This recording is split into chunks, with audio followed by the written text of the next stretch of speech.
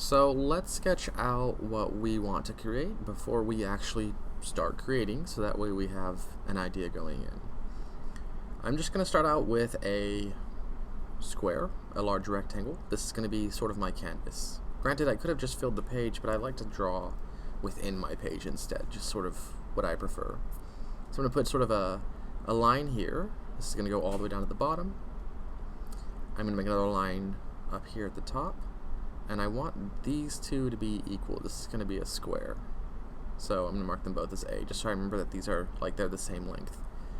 I think I want another line down here, but not all the way through.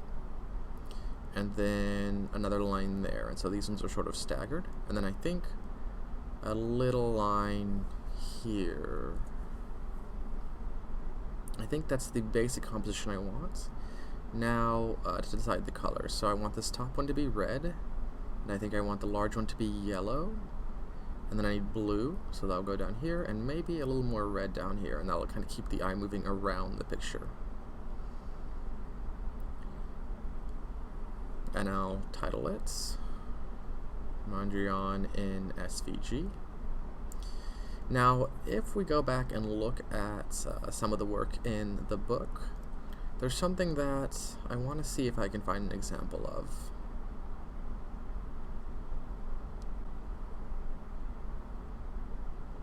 Okay, here's an example. So look at the lines. Notice how they don't always go to the edge of the canvas.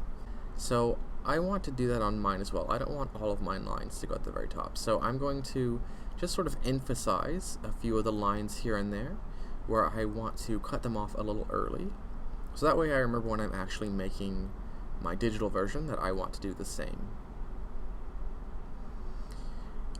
It's not absolutely required, right? Like someone would still see it and think Mondrian, but I think it's a nice little detail to include in mine for some of these lines, not to go all the way through. And then I'm going to, I think, add a little extra emphasis just so I really don't overlook it and don't think that it might be accidental. And I'll go ahead and label it too, just in case.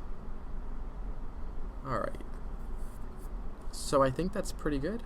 I think I'm ready to actually start creating it.